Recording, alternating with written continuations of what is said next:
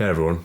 We all know that some stereotypes all over the world, or for whatever character or person you can imagine, always originates from some kind of origin which doesn't seem that big, but slowly over time, people notice it more and more to the point that they all culminate to make one word that perfectly describes that stereotype. And one very common stereotype that I think is still very recent, but very abundant, is the stereotype of very fat people that smell just horrible, that all gather around comic shops, very cramped spaces, just to talk about nerdy things that only they would care about. It has evolved more to gamers staying at home, still being very fat and having horrible hygiene, but now it's somewhat better because at least they're quarantined your own home as opposed to going outside and making everybody around them suffer from how bad they smell. And the biggest issue from that is that even they don't recognize how bad they smell, so they're in the ignorant bliss of how nice it is to be around people, but everyone next to them wants to be 100 miles away from them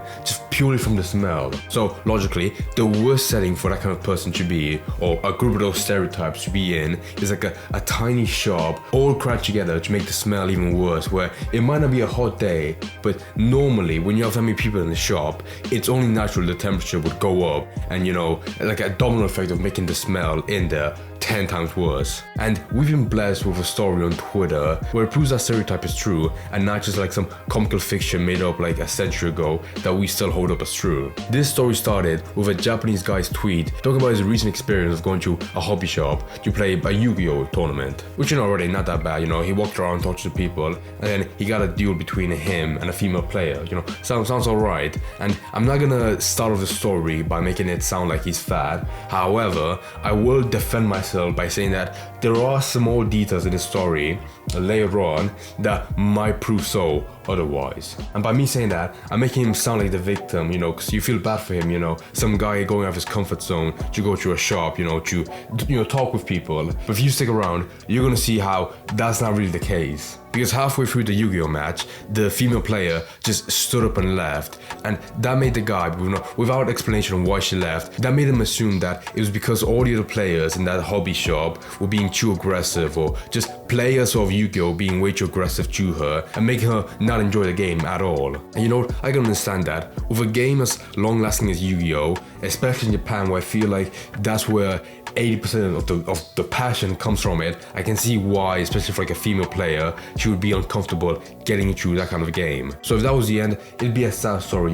some nerd going to a hobby shop trying to have a good Yu-Gi-Oh game, but then the female player just left randomly. And that tweet would be lamented as a sad landmark for that day if it wasn't found by the female player that played against them originally in that story he talked about. Which after she read it, she recognized it immediately that it was her he was talking about, which to me is funny because that means that his tweet of the story blew up, that it somehow, through the strings of fate, it pulled it towards her to find it and retweet it. So that she would respond to it by saying that it wasn't because she was feeling sad or annoyed at the game, it was more so because that hobby shop where they played against smelled so bad, she felt compelled just leave, without an explanation. And that makes the story go from, being sad, just a tight turn, just being really funny, because it's one of those things where you're laughing at it because you're not in that shop specifically, but if you were, more than likely it would be torturous. And that made me realize most shops in Japan, I imagine, are very cramped, small because of the chaotic nature of cities there,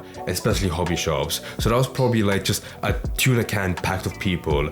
And I'm not gonna say they're fat, but if they were, then you can imagine just how cramped it was, making their odor just fester in there, which, from their point of view, they can't really smell it because, they live every day in their body, so they can't really notice it. But for a petite Japanese girl walking around them, then yeah, it'd probably be the worst thing ever.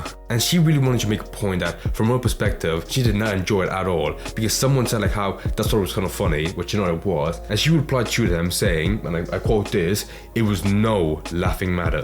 Which, by the way, that's just a simple Google Translate of what she said originally. So it was probably the use of words were more graphic and passionate than she made it seem, but sadly it was boiled down to not sound as bad. And I really like these replies because someone theorized like how the number of female players in the Yu-Gi-Oh like fan base isn't increasing solely because of that reason of like how most hobby shops that you go to for like a nice fun tournament is horrible because like how badly it smells in there most of the time. In which the female player in the story replied how it is true that most like other female players smell bad there as well, but apparently the men and the guys, they're in a class of their own just from the odor. So I always know that something is really bad when someone like retelling the story, they don't like outright say how bad it was. They more so like leave tiny breadcrumbs like how bad it was to let your imagination run wild. And again, like I said in the beginning of the video, it's funny how this is a stereotype purely birthed like how just true it is, and how you can find it easily if you go to any shop that have these kinds of fan bases or just tournaments. Like there was probably an event similar to this or a story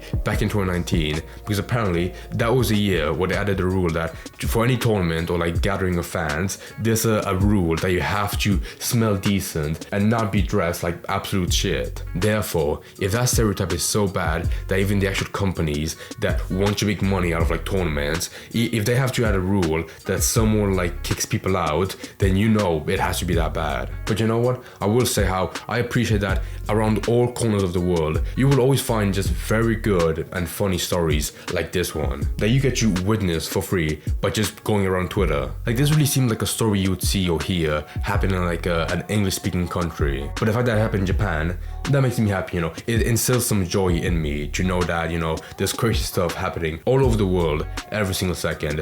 And all you have to do to find them, just, you know, go for Twitter, you know, have fun.